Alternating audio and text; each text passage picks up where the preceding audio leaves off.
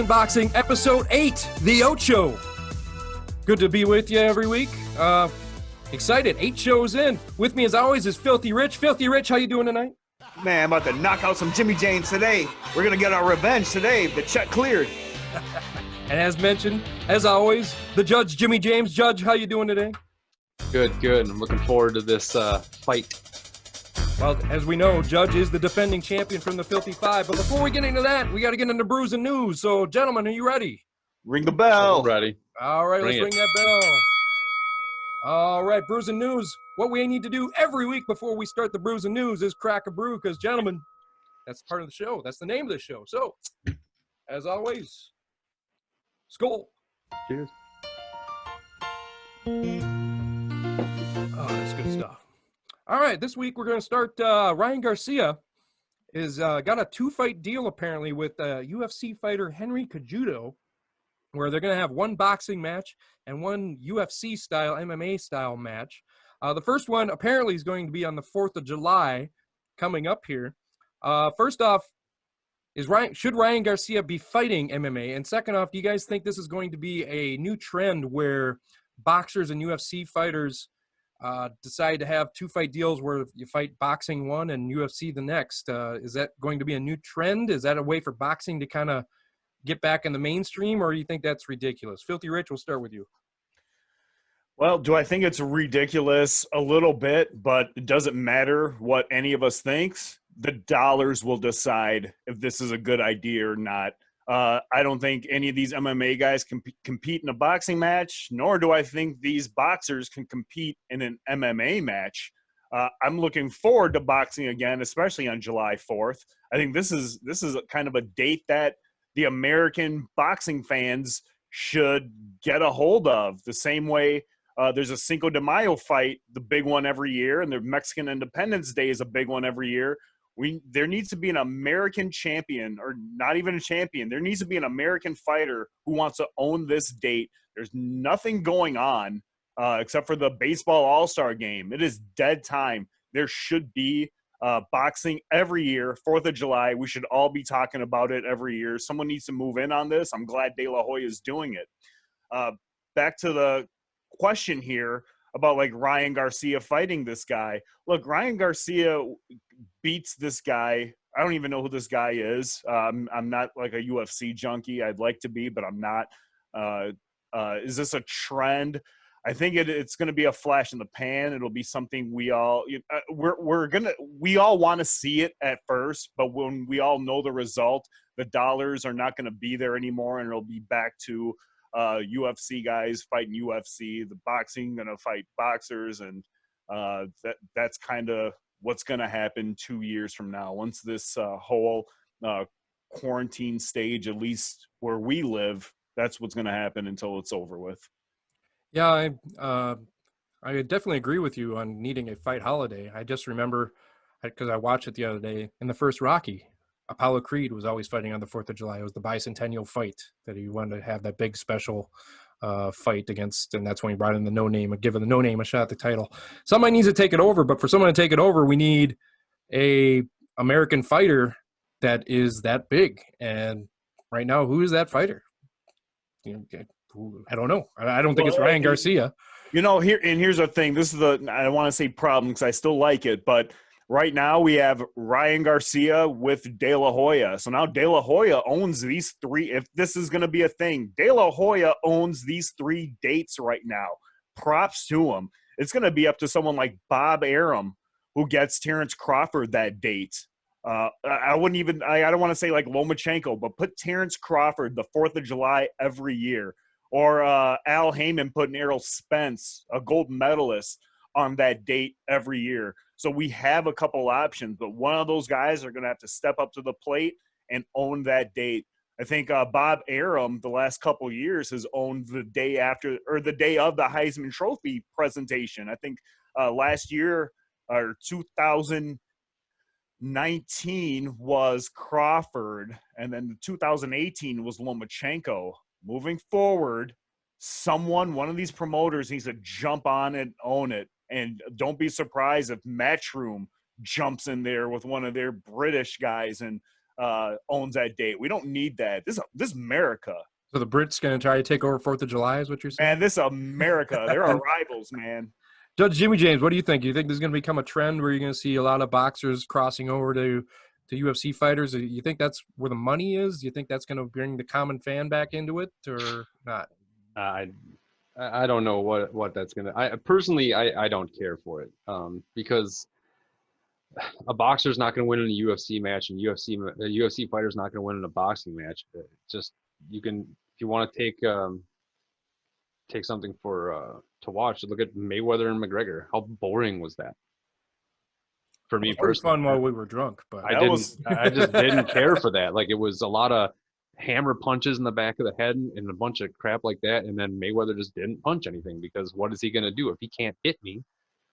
He can't grapple me. So I don't find a draw for that at all, and vice versa. I don't want to see somebody just get maimed for no reason. So I really hope that that's not the norm, but I mean, Richie did make a good point. The money's there. It's what's going to happen. And I really hope that this is all talk and it just fizzles out for me personally. But yeah, I mean, it's tough when money's involved, and if it brings fans back into boxing, I mean, that's at least a good part of it. But people got to realize, when I talk to some friends that may not watch boxing, they think that boxing and UFC are pretty much the same or similar, and they're two totally different sports. I mean, they're contact sports, but it's comparing, wrestling to football. I mean, yeah, there's tackling in both of them, but that doesn't make it the same sport. It doesn't mean a wrestler's going to be good at football or a football player would be good at wrestling. They're two totally different sports, totally different set of skills, as we saw in that McGregor fight. Because McGregor, you couldn't take the MMA fighter out of McGregor, whether he did boxing or not. You couldn't take the MMA guy out of him with his hammer punches and everything like that. Speaking of McGregor, nice little segue here. De La Hoya, old De La Hoya, said maybe let his mouth run a little bit, but he said he'd knock out McGregor in 2 rounds. McGregor, not wanting to back down, said, "All right, let's do it. Let's set it up." Haven't heard anything from De La Hoya since then. Gentlemen, is this fight going to happen? Is there money in that? Are you going to pay to watch De La Hoya fight McGregor? Judge Jimmy James, we'll start with you this time. So one thing to make clear real quick, that somebody asked De La Hoya a question on if he were to fight McGregor in a boxing match, what would happen? And he said he'd knock him out in 2 rounds. McGregor then responded, said, "I accept." When De La Hoya technically didn't actually offer a challenge, which he stated in some tweet that he was just stating what would happen. He's not offering a challenge. So I don't think this will happen. Again, this just goes right from what it was before. It's a boxing match with a UFC fighter. I mean, De La Hoya is what, like 47, but Tyson McGregor's looks good at 53. That's true, but I don't know. Would he knock him out in 2? I don't think so. Would this fight even happen? I highly doubt it. Is there money to be made there? I mean, would you buy it? No, I would watch. I would go to somebody's house that paid for it and watch it. I personally wouldn't watch it. I'll go to Richie's house. And I was gonna go to your house, man. I was gonna eat your food and drink your Tecate. I'll bring some food, but that's my. I'll bring the Tecate, because I know Filthy Rich will get that fight, because he would love to see De La Hoya get beat up anytime he can. He's not a big De La Hoya guy. He said in private a few times. How about you, Filthy Rich? You think that fight's going to happen? And if it does happen, how much are you going to pay for it so we can come watch it? So I guess there's quite a few questions here. Do I think it will happen? Not really, but here's how it does happen. Number one, first and foremost, a catch weight. There will be a catch weight that McGregor's going to have to make, and he's going to have to pay a fine if he doesn't make it. After that, the gloves are going to play an important part. I know McGregor wanted lighter gloves against Floyd. De La Hoya is not going to make that adjustment. Whatever, if they fight at 154 or 160, it's going to be the regulation gloves. The fight is not going to happen unless the dollar signs are there. And when dollar signs are involved, De La Hoya wants a chunk of that money. Dana White is not going to just give in that easily. Maybe McGregor says, I don't care what the fight is. I want to beat this guy up, and that's fine. I don't think Dana White's going to let it happen. I think De La Hoya beats McGregor, maybe not in 2 rounds, but you're gonna all you have to do is outlast him. I think I think De La Hoya wins, and yeah, I guess I'll order it, and yeah, you guys can come over. But yeah, it's a. Well, Do you I was thinking think he's going to win? Yeah, he for De sure. La Hoya wins. has a real big problem when he was actually healthy, going past like 5 rounds. Yeah, but against who? He had problems with Mayweather. De La Hoya took on the De La Hoya I don't like.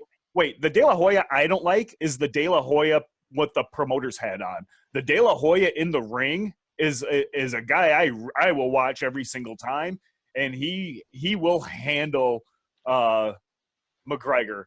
And just the way we're talking about this, questioning whether he can win or not, maybe De La Hoya has that itch and he wants to come back.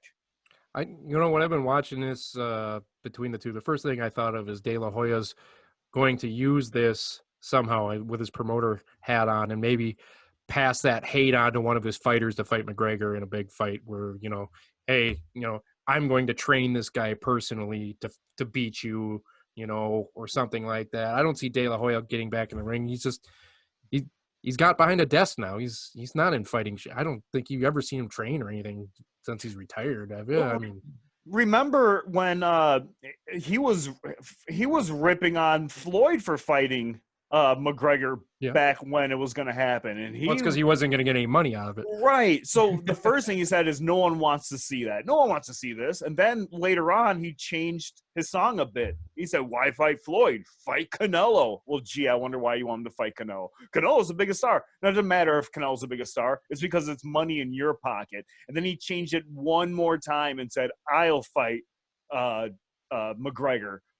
So maybe there is that involved that we're not touching on, but I think I'm sure, like you guys know, I'm not like some gambling dude, but dude, he's gonna win. So for all you degenerates out there, bet the house on De La Hoya beating this guy. He for sure wins.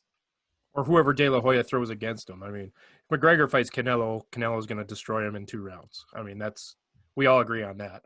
I assume. It would be no bueno for McGregor.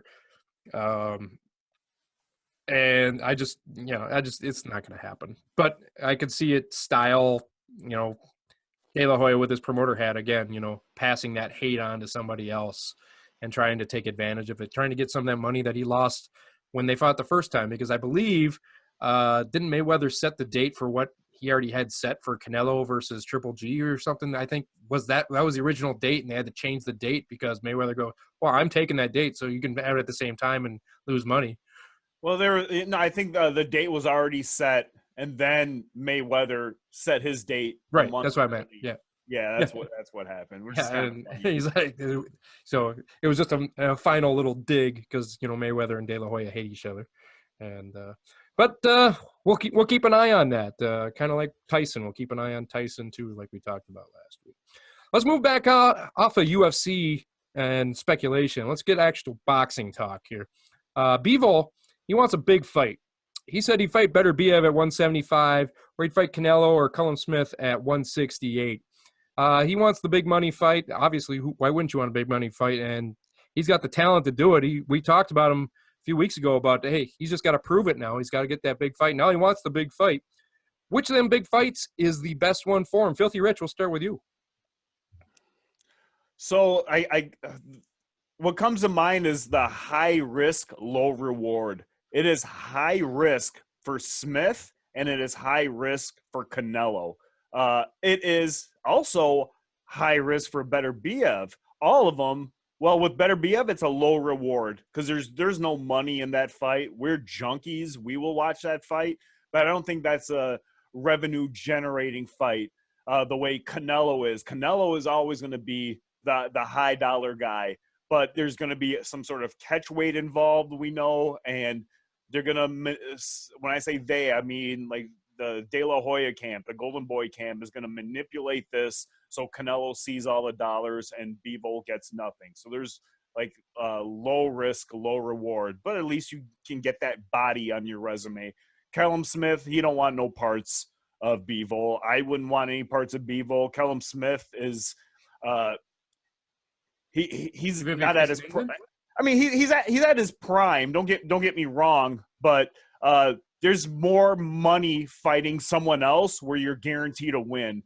Don't fight this guy. Don't fight Bivol if you're not going to get a lot of money, because once you lose that fight, you're not. Just historically, we know once you get a loss on your record, no one buys these fights anymore.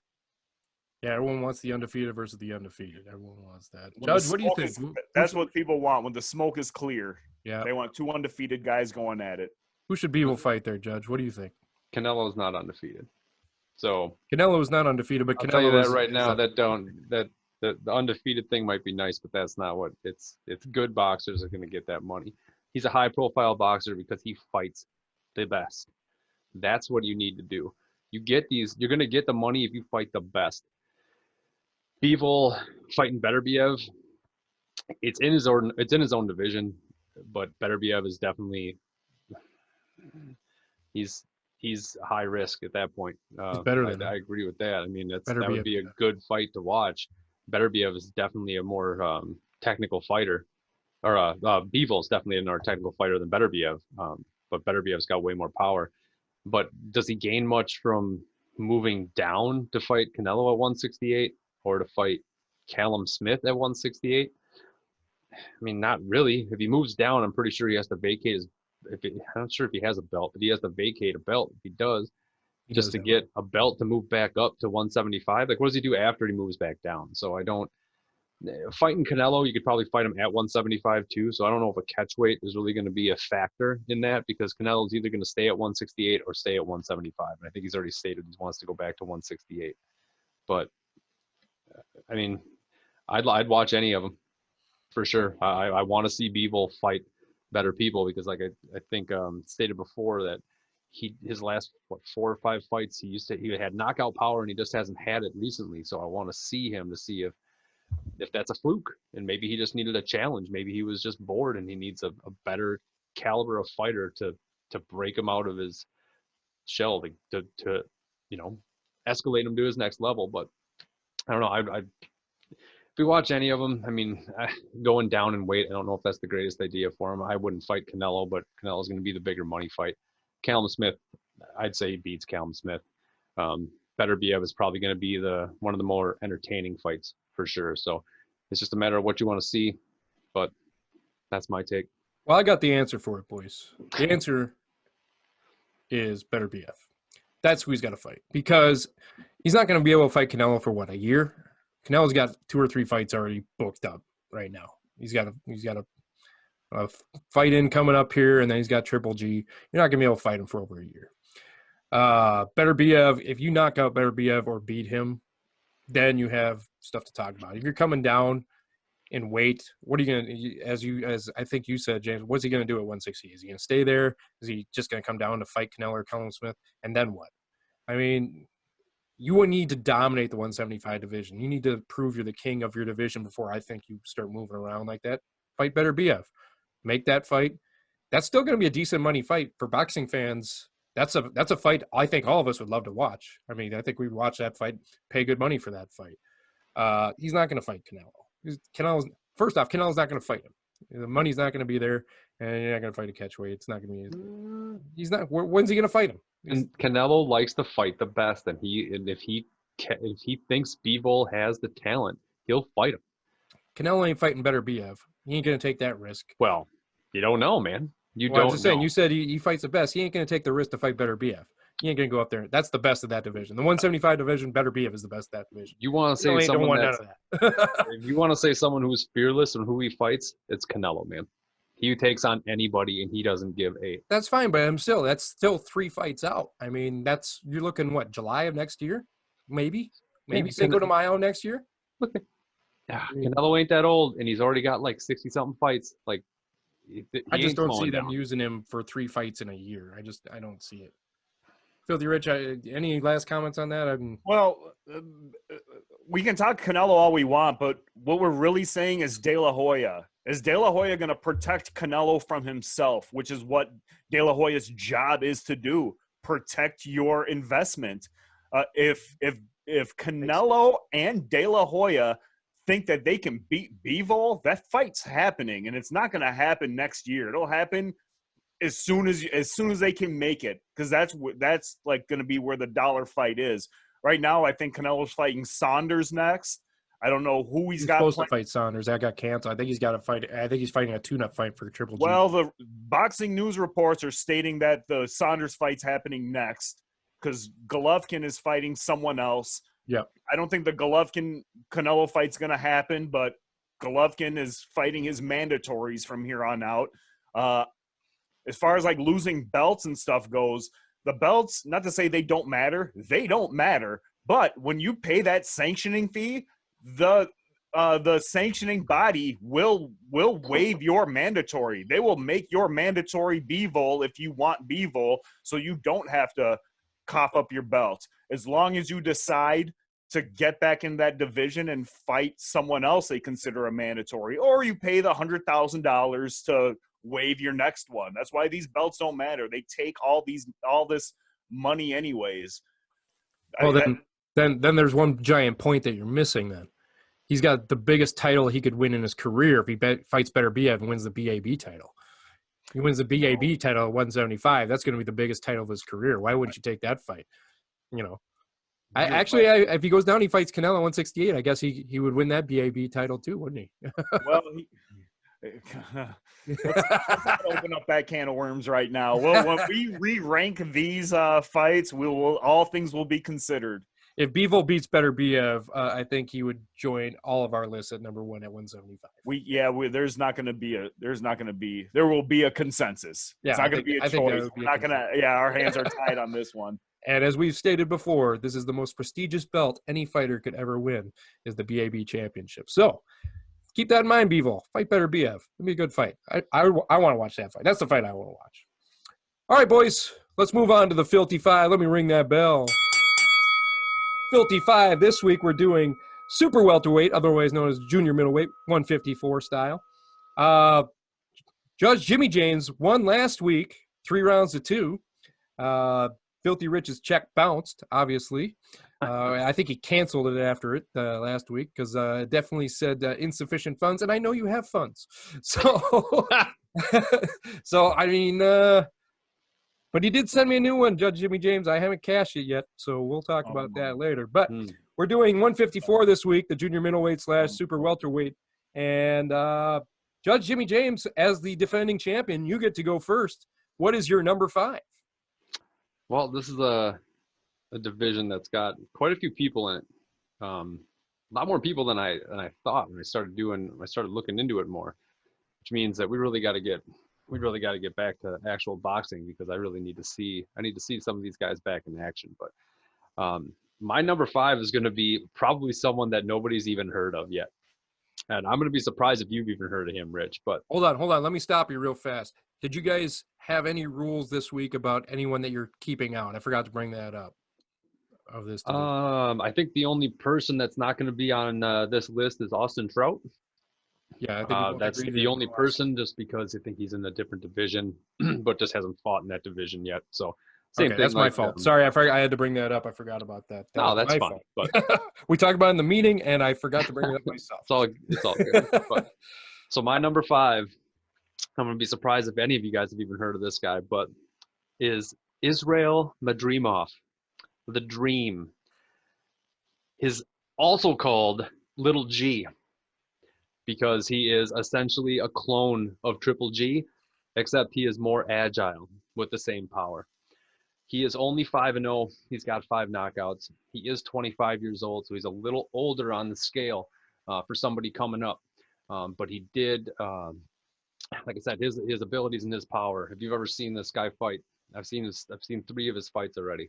And granted, he's fighting nobody, but he's doing exactly what he should be doing with nobody. And the power that he's showing, and his skills with his hands and his footwork are making him somebody that's very dangerous. So I'm this is a stretch for sure, but this number 5, Israel Madrimov, this is the guy that you're going to start hearing real soon, because he's going to end up getting a big name fight, and he's going to show exactly what he can do in this division. So he is my number 5. Yeah, I watched him fight at your house, actually. He was on the undercard of the Gennady Golovkin fight. And you said, there's this guy, Little G, and he's a clone of Gennady Golovkin. And that instantly got my attention. I'm like, really? And we watched it. He looked good. Looked real good in that fight. I don't know who he was fighting. Some nobody. I think maybe he was fighting Seabach. I don't remember. But I don't remember who it was. But names. I told you about those names. Friend of the show, Matt Seabach. Not friends. Friend of 2/3 of the show, Matt Seabach. But interesting that you bring him out 5 fights in. All right. Filthy Rich, what do you got at your number 5? So that guy, the dream is the dream. The dream. Yeah, it sounds like what you're doing this week, trying to dream that you're gonna win, because that ain't happening. Number 5, I got the Hammer, Erickson Lubin. He's a young dude, but he goes out there and uses the sledgehammer and the jackhammer, the nicknames for his fist. I call this one the sledgehammer. I call this one the jackhammer. He has the one loss to Jermell Charlo, which it was like a one-punch shot to the temple. It was kind of a scary thing. If you want to watch a quick fight, watch it, but I didn't like it. I didn't think I wish that fight would have went on, but it can't. You just have to stop the fight when someone's knocked out like that. But yeah, it was brutal. Yeah, if there is a rematch, I think he can hold his own against anyone in this division. Like you mentioned, there are a lot of names. There's a lot of names in this division. I was pretty shocked. I think we're going to come to a consensus at number 1, but 2 through like 10, you can mix and match every one of these. And our supposed friend of the show is probably going to like trash both of us, which is fine. But right now, I have Erickson Lubin 5 because I think he's the best of the rest, but he doesn't beat numbers 1 through 4. Wow, both of you guys, again, 2 weeks in a row going out on a limb with your number 5s. Erickson Lubin Erickson Lubin, I've seen him unranked or like 8, 9, and 10 range, usually the ranks on my pre-show list. As I said, that's why my list, I make a list as well that we don't publicize, but I use it as kind of my tiebreaker. Hey, we need to change Judge Jimmy James to Dreamer Jimmy James. That's what's going on here. The Dream, James the Dream James, or Jimmy the Dream James. You just wait. All right. So Little G and the Hammer for your number 5s. Filthy Rich, you got your number 4. I got Swift Jarrett Hurd at number 4. He's another young guy. He's beaten some guys. He was a champ for a little bit. He had a close fight with J-Rock that I thought J-Rock. I thought it was close. I thought J-Rock won. I thought he deserved to win. I'm sorry. Was that the fight of the week last week? It was. It was the fight of the week. Very, very close fight. Yeah. But he also has bodies like Trout, and I think he beat Tony Harrison, who beat Jermell Charlo. But I have Jarrett Hurd, number 4, for kind of the reason I have Lubin at number 5. I think he's just better than the rest of this division. That's all I got for Swift Hurd. All right, Swifty, keeping it Swifty at number 4. What do you got, James? At your number 4? Do you got Swifty as well? I do not. Not keeping it Swifty? No, I'm not. I'm not going to do that to the floor. So my number 4 is probably a guy that most people have higher on their list, but I have Jason Rosario, the Banana Man. He currently beat Julian Williams for a title, Julian Williams beat Hurd for the title before that. So that's pretty much his biggest fight. He did win by KO. In the 5th. He's young. He does need more defense. He leaves himself open for real big shots because Williams was hitting him real well in that fight too. But he, was. Anyway, it was just a knockout. But one of the big things that I took away from that was once Williams got hit and got hit more and more and more, when they stopped the fight, you literally saw Williams sit on the ropes, mouthing "wow, wow" over and over. So this dude Rosario has some really good power. He definitely needs more polish. He's still a young guy. He's only 25. He's 21-1, 14 knockouts. I think that he needs to fight, a bigger name in this division to solidify him at a higher rank. But right now, I mean, he took down the champ. He looks like he's got good power. He definitely needs to polish his skills, but that's who I have. I got the Banana Man at number 4. I gotta apologize to you guys. I felt something run by my foot there, and I don't know what it was.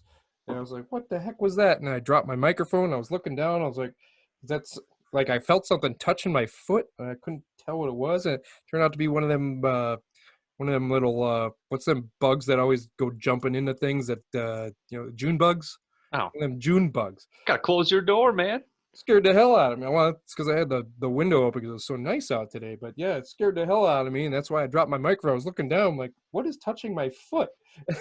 And I'm glad I didn't freak out more. That would have been really bad for the reels there. So I apologize if my dropping my mic there made a sound. I apologize. I was kicking that thing off my foot. So, all right, Jason Rosario at number 4. I apologize. Judge Jimmy James, you got number 3.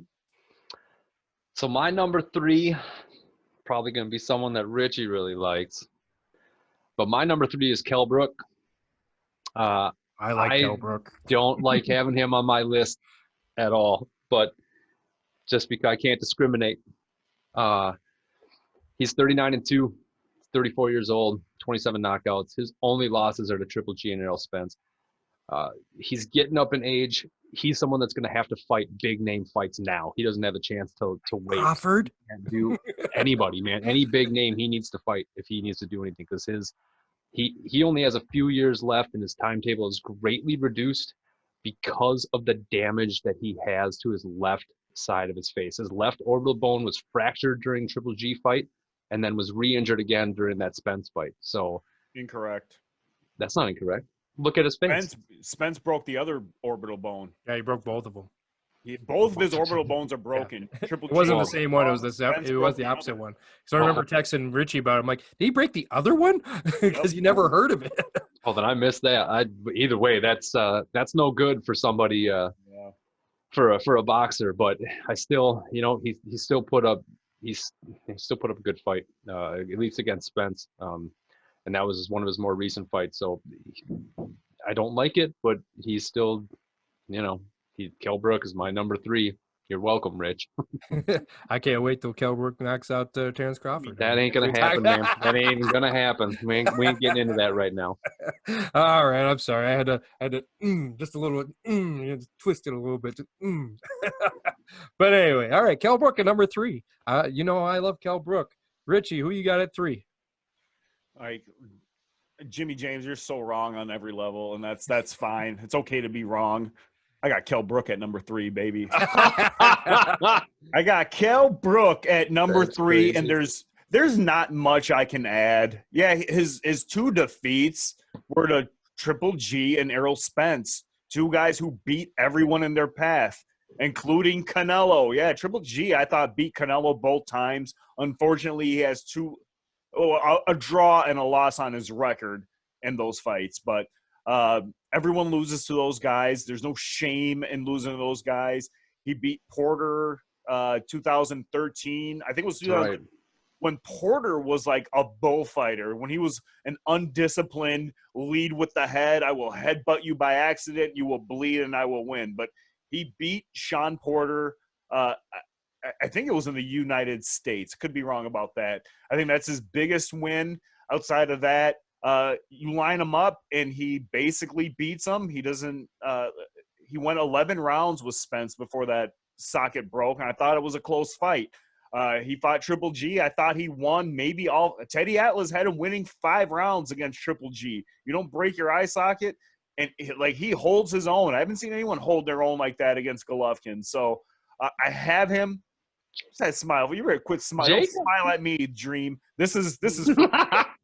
Yeah, I called you the Dream. I have Kell Brook at number 3. Again, I 2 through 10, 15, what? Not even 15. 2 through about 10. Whether we include Trout on this list or not, which I'm not going to have him on this list. I don't think he's a top 5 in any division right now. But I just think he is better than the rest of these guys. You put him in front of Hurd or Lubin, I'm taking Kell Brook. I just don't take him above my next 2 guys. Well, the only thing I'll add to that is you guys know I love Kell Brook. And I had him a little higher. I was wishing you guys would have him a little higher just because he's only lost to Spence and Triple G. I mean, he's awesome. Kell Brook is great. And I cannot wait to be able to rub that in Judge Jimmy James' face when he beats Terrence Crawford. It's not going to happen. It's so not going to happen. I mean, of course, he's no Amir Khan. Graphic. Here's the graphic. The music. But when he beats Terrence Crawford, he should be higher than 3 on your guys' list. That's my opinion. But I'm not in the Filthy 5 anymore. I retired undefeated. So, Filthy Rich, we'll go to your number 2. So, to touch on my number 3, I don't know if he beats Crawford. We know how the boxing game is. This fight's in America. Crawford wins. It's in the UK. Probably Kell Brook wins. I don't know. I think his next big fight, I think both he and Amir Khan will probably retire fighting each other and call it quits. That's right. I think the 2 of them should have met up a long time ago. Amir Khan, I believe, is ducking him. I can't prove anything, but that is a big money fight. Outside of Fury and Joshua, that's the next big money fight over there across the pond. I guess to get into my number 2, I want to touch on something else you said about Kell Brook. We'll fix that in post or something. Number 2, I don't know. I think Dream Jimmy James. I think we're gonna, Your Honor. I think we're gonna match these next couple. I think I know what I was gonna say. Kell Brook was number 2 until maybe this morning. I dropped him to 3. So there you go, Raider Live. I wanted to have him 2, but I don't think he gets. Would have gained you some points. I don't think he gets past Irislandi Lara.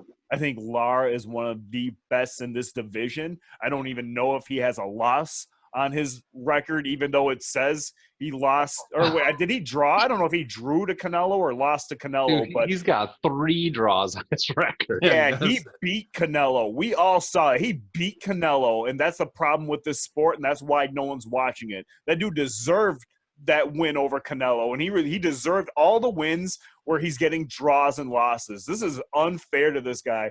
But he beat like Terrell Gaucher, and he's beaten Austin Trout. I thought he beat Canelo, and I think that's all I can give him. But he's still a slick, what is he, a Cuban southpaw, a slick Cuban southpaw. You cannot hit this guy. He is still on top. He's not dodging anyone, but I guess he probably knows that we're not going to get. Oh my goodness, why did this just happen? Yeah, this episode we got Junebugs and we got Ghosts. But yeah, look, we got Ghosts of Filthy Rich's house. We got Junebugs in my house. We need the bailiff to come charging in the house at Judge Jimmy James here to make it. Irislandi Lara, I think, beats everybody on this list, except for our number 1 guy. And again, I think we're gonna match on this. All right. Well, all right. I was wondering if he was looking for more ghosts there. What was going on there? But he's got Lara at number 2. Judge Jimmy James, what do you got at number 2? So, Rich, I do not have Lara as number 2. My list is a little different. You definitely make some good points with Lara. He's been around for a long time. He's 36 years old. He is somebody that you want to beat in this division because he's still a name for sure.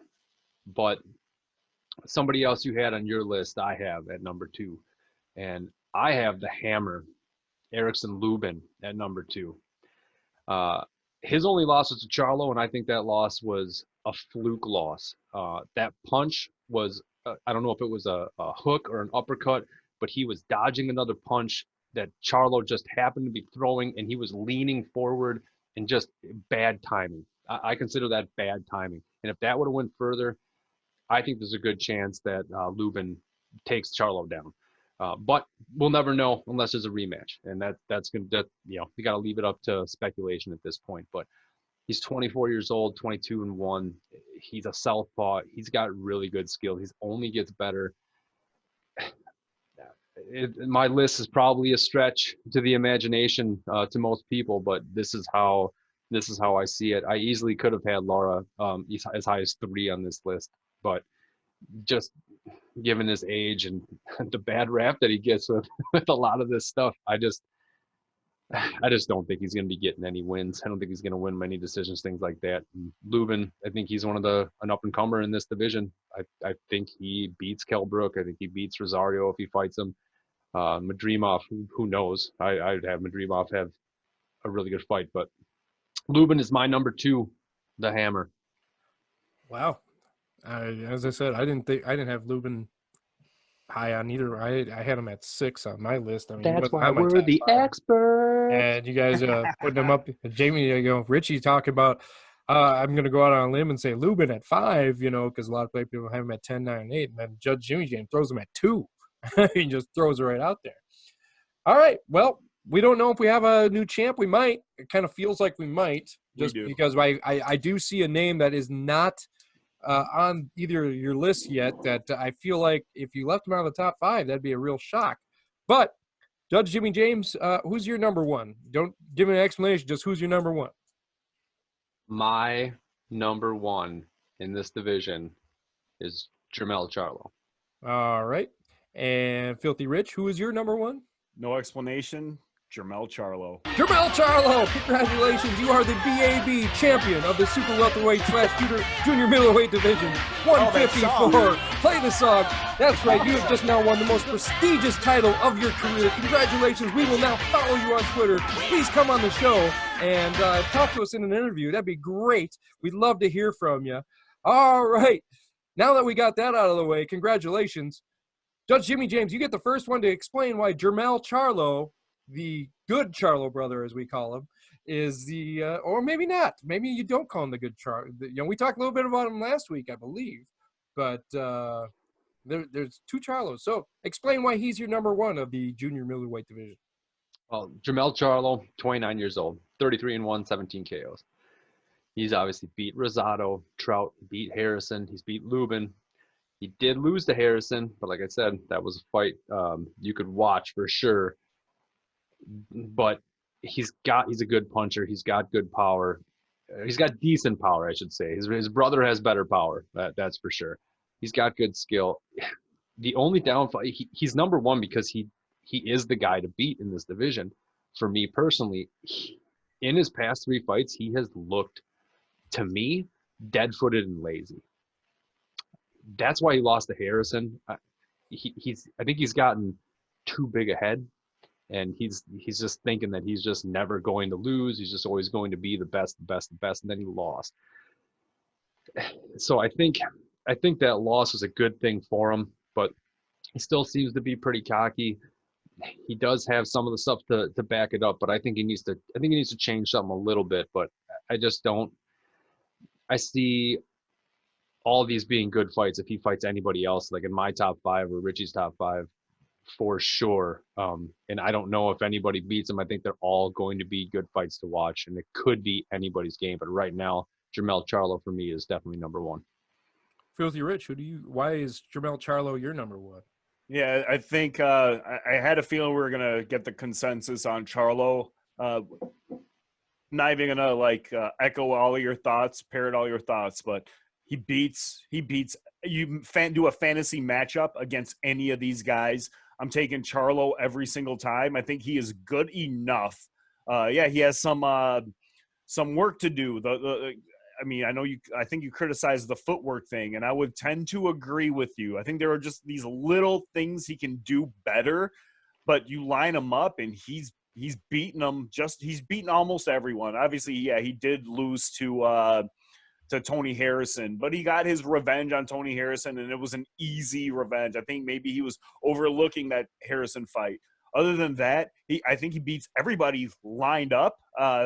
Put your money on him, all that other good stuff. He has a good what do you call it? Like a good trainer and a good background. He comes from a good stable of fighters. I don't see anyone beating him in the near future. Even with Lara, I can see Lara winning, but Charlo getting the decision, and we all run to the interwebs and complain about it. But yeah, you line him up, he knocks him down, got all the power. I don't know if he's the better of the two Charlos, but I think he has the better bodies on his resume, where Jamal probably has more of the power, but no one wants to fight him. All right, 2 quick questions on this before I get to the final scores. Does Charlo beat Canelo? Not this Charlo. No, not this Charlo. No, because you talked about Lara beating. He beat Canelo. That was like 10 years. I know it was a long time ago. Long time ago, and he whooped him up, and that was before Canelo was what he is today. Does Charlo beat Triple G today? Not this one. No. Triple G wins that fight too. Yep. Kell Brook looked pretty dang good in that fight. Just pointing that out. I mean, I got to do my Kell Brook, and once Kell Brook beats Terrence Crawford, you guys are all going to put him at number 1, I assume. No, he's not. It's not going to happen. Mark my words here. Yeah, I don't know. Wins. Like if Kell Brook, I don't know. If Kell Brook beats Terrence Crawford, I don't know if that really changes much. I think if Crawford beats Kell Brook, that moves up Crawford on my list from 3. I think I had him at 3 the last time we talked. That probably moves him up. Moves him to 2. Well, I mean, Crawford just hasn't beaten anyone. Now if let's just say Charlo. Yeah. Let's say Charlo moves down. Well, that probably can't happen either. Maybe that does. Maybe Crawford and Charlo. Who wins that fight? Yeah, who wins that one? Crawford. This Charlo. Crawford. The other Charlo? Does Crawford beat the other Charlo? The other Charlo's too big. This I Charlo, know the other Charlo's too big, but they'd have to meet in the middle somewhere. I think it's a close fight. Jermell Charlo and Terrence Crawford would be a good fight. I don't know who wins. Interesting. All right. Well, we do have a I'm not going to say a change because I said something last week, you guys, premature celebration. But we do have a change in the score this week. Usually it's a 48-47 fight. This week I actually had that 49-46. 49-46. Oh. And at 49-46 for the new champion, Filthy Rich. Congratulations, 49-46. He is this week's Filthy 5 champion, regains his title, the segment named after him. I liked Lubin at 5. I really like that. I did like Triple G or Little G at 5. I felt like your Kell Brook argument was really good. I liked your Lara argument as well. Filthy Rich, you win this week, so you get your free 30 seconds of anything you want to talk about. Go ahead. Yeah, no, this is always fun doing this. Jimmy James, you took like some chances that I wasn't willing to take. I just wanted to keep it simple. I think you did more homework than I did, and that's great. Raider Live, you do a great job at this. Shout out to my boys, Gus and Boomer. They watch me every week doing this. Love them boys. Oh my God, man, can't wait till next week. What's next week? Or James, go ahead. Then.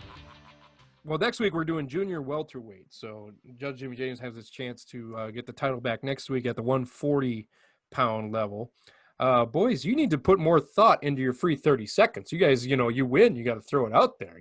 Last week James didn't have anything to talk about either. Yeah. God, what needs to be said when you're the winner? Everything.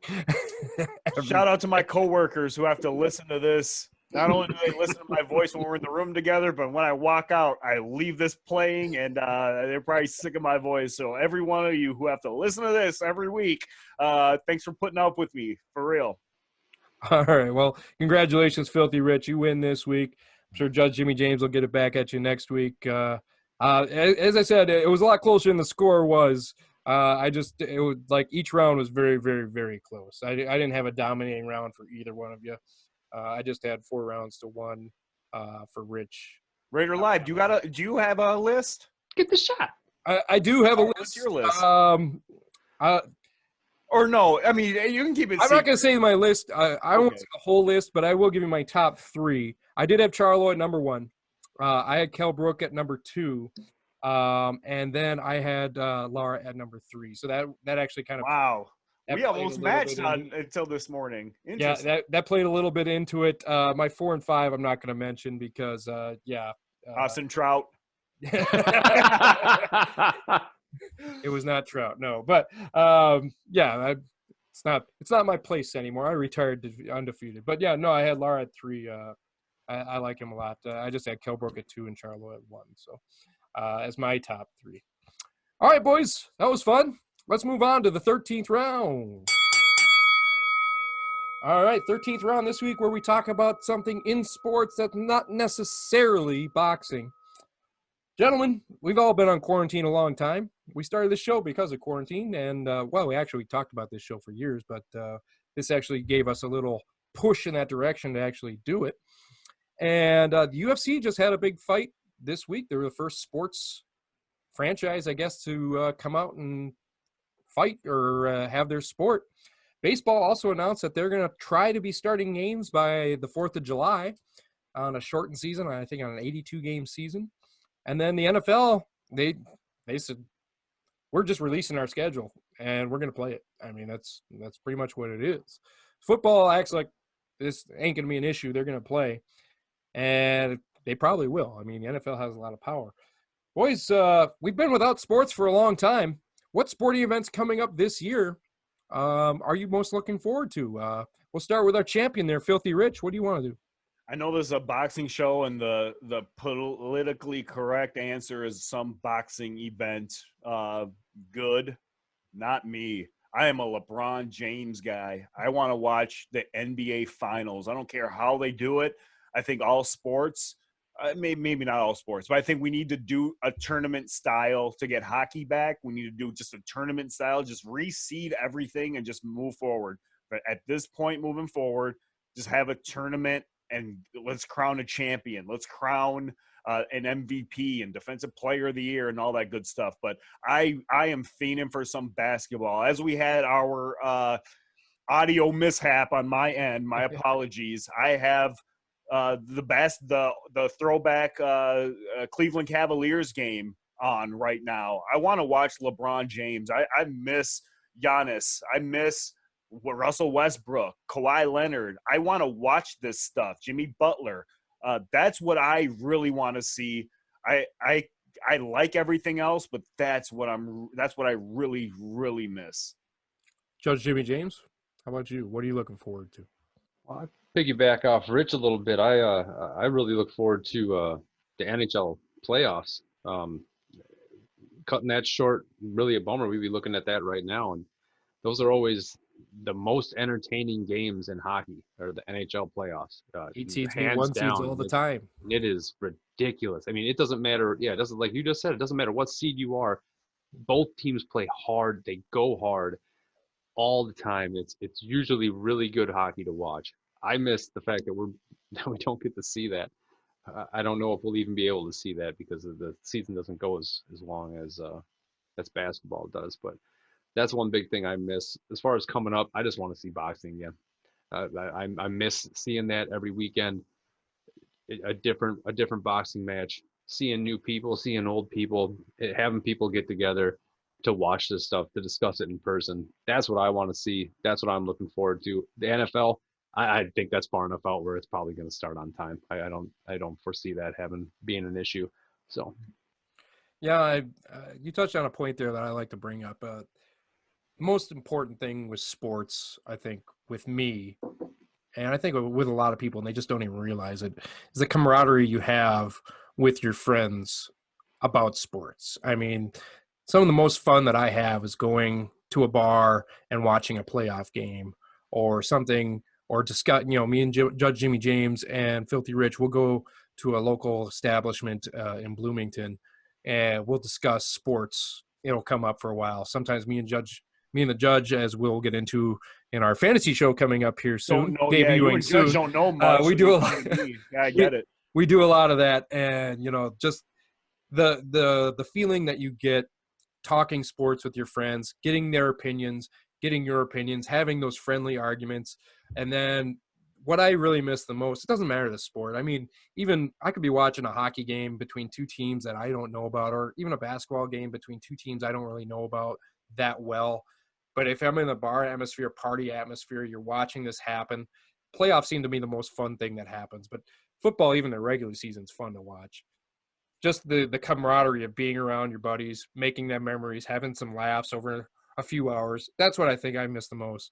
And I think a lot of people miss that, the social aspect. And I think that's what people forget about sports. You may argue all day about who's better. I mean, we do it on this show. We argue about who's better all the time. But Well, I there's think, no argument, but go Oh, on. there's an argument. I think that's the most fun part, is the being with your buddies, people that you care about, and talking sports with them, getting their opinion and arguing why your opinion's better, or maybe changing your opinion because they dropped some knowledge on you didn't know. And I think that's what I'm most looking forward to. It doesn't matter what it is. I'm just looking forward to being able to get back to normal, where we can have those kind of relationships, where we don't have to do it over a computer every time talking about sports. That being said, I love doing this show with you guys every week, and I love watching boxing, so I can't wait till we get that back too. All right. Any final comments on sports here, boys? Well, I know I hope this show doesn't end because quarantine or whatever is It definitely going. will not. I don't know what goes on in other states. I can only speak for my own, and I know at some point quarantine will end, and I hope we continue doing this and we don't just end up at a random bar, I guess you can call, a restaurant, and just talk about it, because I enjoy doing this and I would miss the day that we get canceled. Well, the greatest part about owning your own channel is I'm the one that cancels them. So as long as I never cancel it, we're fine to go. We don't have a minimum number of viewers we have to hit. And I think I'm not going to speak for the judge, but I'm pretty sure he feels the same way, that I look forward to this show every week. I love hanging. I miss you guys. I miss hanging with you guys in person, obviously, but I enjoy this show every week. It's so much fun to do. Even our meetings where we talk on Sundays, we have our pre-show meetings about a lot of these things. That's fun to me too. I mean, usually our meetings turn into like 20 minutes of work and an hour and a half of me complaining about other things, So I mean, I think that's the fun part about it. Let me tell you, don't worry about being canceled, because my checks to you are not being canceled. After this week, that one better clear, or you're never going to win another one. It will. Oh, Judge Jimmy James, do you have any final thoughts on sports? I mean, just touch base on what you said, man. Seeing, being around your friends, having, I wouldn't say arguments, man. I call them debates. I like having debates.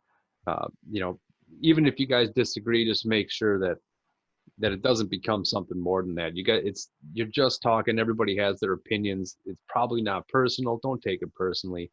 It's just somebody else's opinion. You can have disagreements and differences of opinion and still be friends. So just keep that sort of stuff in mind. They're all debates. They're not arguments. Even with you, Richie. Even with you, Richie. Even with you, but that's all I got. Yeah, it's fun. And one more thing I got to point out after you said that too. It just dawned on me. As I said, me and Judge have a fantasy football show coming up, debuting soon, and me and him argue a lot about fantasy football. I mean, when we're sitting there, we discuss things at the bar, and we argue, and we call each other names like, "You're just stupid. Why would you think that?" No, absolutely not. I mean, I've been on, Frank Gore's my guy. He's been my guy forever. He's got another year. He's going to end up on my team again because, he's 160 Highlander. He never ends. You know nothing about Frank Gore. I've been watching Frank Gore since the University of Miami. You know nothing about. That's when I become the judge. Listening to these two guys, that's when I become the judge, and I tell them I had to settle the score. And quickly too, I want to say Judge Jimmy James is absolutely right about the NHL playoffs. That is probably the best time of the year. I don't care about most things. I don't even care about the start of the NBA playoffs. But 1 through 8, the NHL playoffs, you don't have to watch a single puck drop during the season. But when that starts, boy, that is the most exciting time of year. I tend to agree with you on that one. Well, not only do they kill each other, but I like that they all handshake after the series is over too. They're like, hey, and that's exactly to Judge Jimmy James' point. You can disagree, you can fight tooth and nail, but you're still friends and human beings to each other afterwards. My point that I was bringing up of me and Judge arguing a lot about fantasy and stuff is me and him are actually share a team in a big money league. We've done it for several years now, probably about 6-7 years now, maybe longer. And we argue at the draft every year. There's points where pens are thrown down.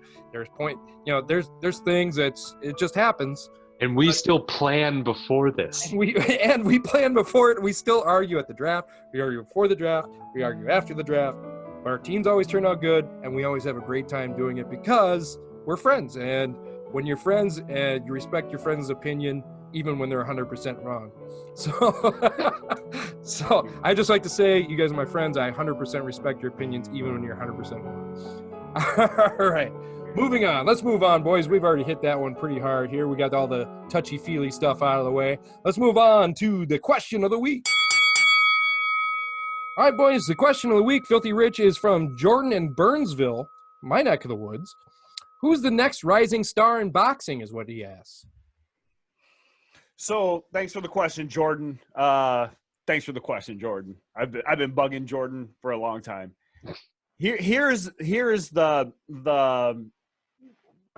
just a plain. I'm not even gonna give you the plain answer. First thing that comes to mind is what do we consider a rising star? The first thing that comes to mind is youth. How young are you? Or so I think of anyone 25 and under. The next thing I go to is who is the next pay-per-view star? Right now, if you're looking for a heavyweight, look out for someone like maybe, I think, Joe Joyce. He's a European dude. We probably won't see him much here in the States. A guy we will see, I think we're a couple years from now, Ife Ajagba.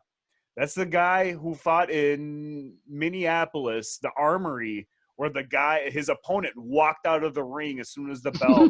This big night. Do you remember that fight? Look that up. That was great. Ife Ajagba, this giant, he's like 6'8", 6'7" Nigerian guy. And Giant.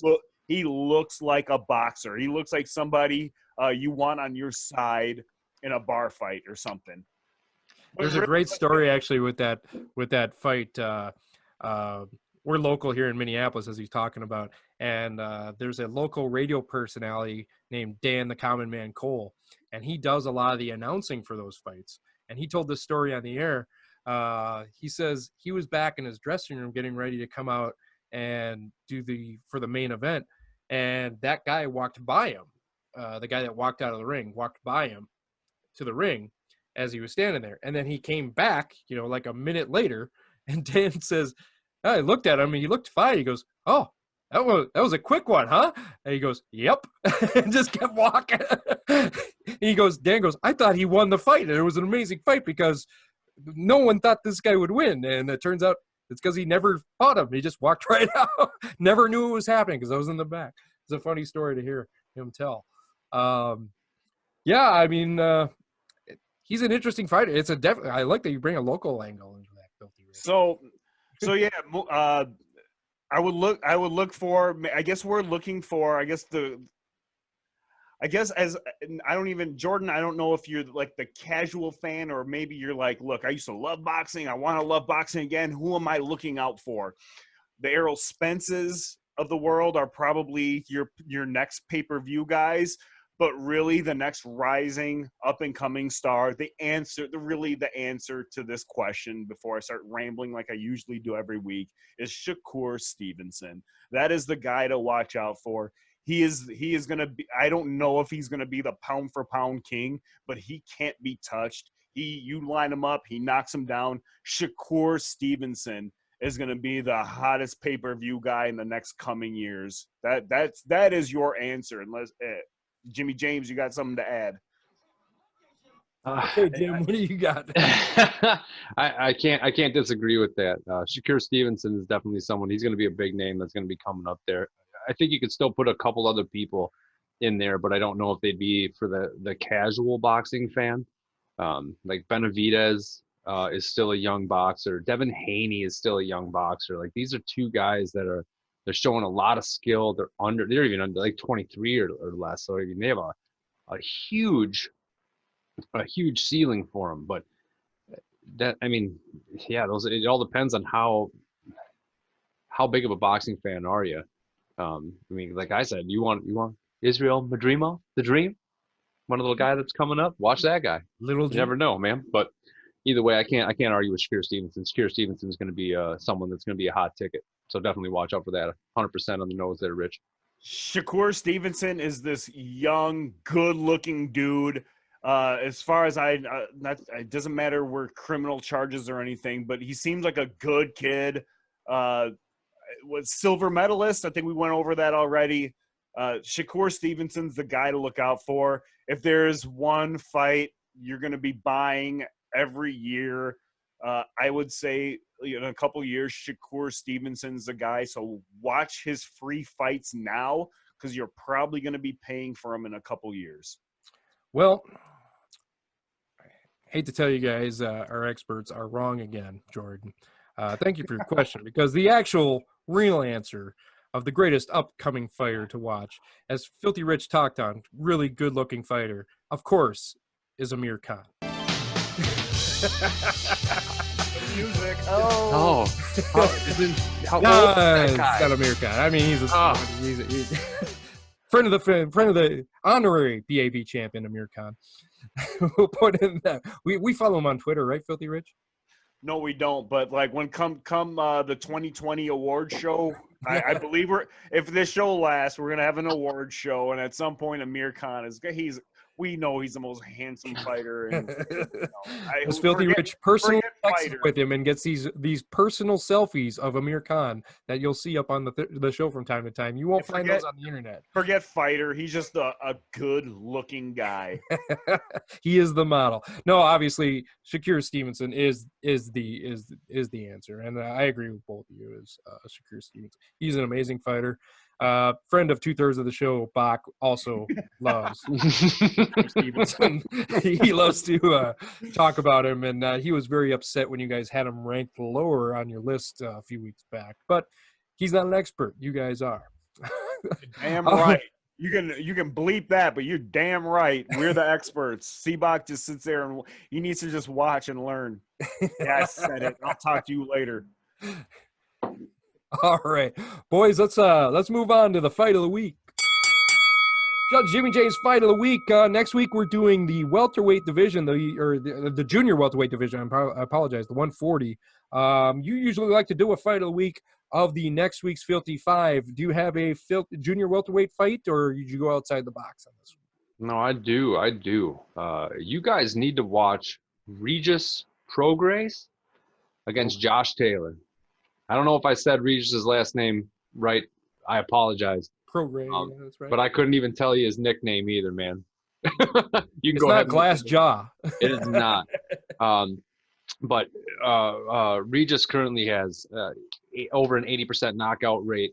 His one loss is to Josh Taylor. I mean, this is going to be a good fight to watch. Spoiler alert. Yeah, it might have been a spoiler alert, but he's an exciting dude to watch in this division. I highly recommend it. This is a good fight.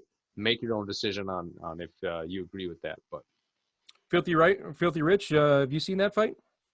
Well, we know what happens. It's a very, very good fight. It is if I were to pick a fight, that's the one I would have went with.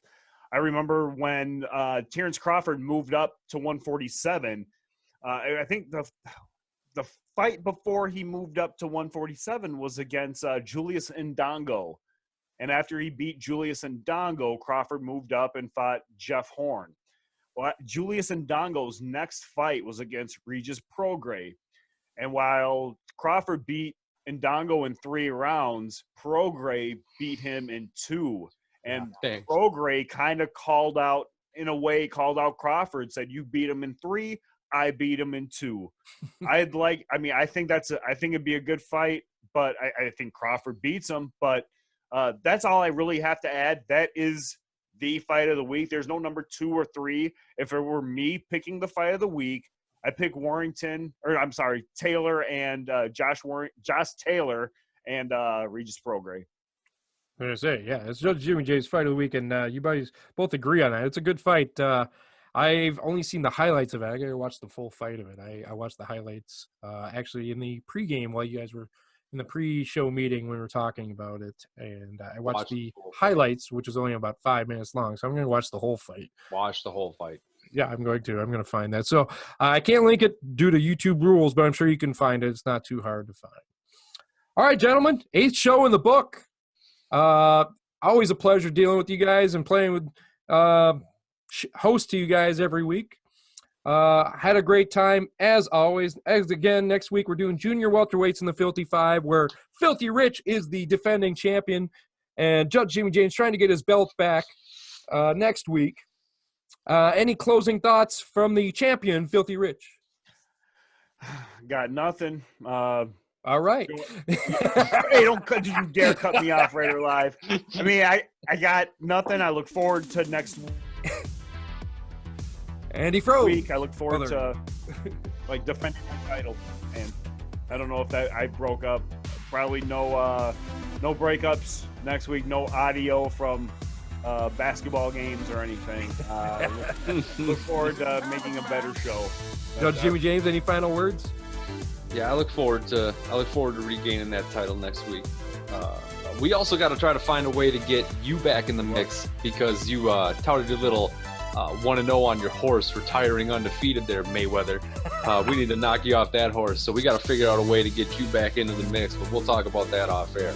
Yeah, well, you try with one hand and what's the word, crap in the other, and see what gets filled first, because I'm going to retire undefeated.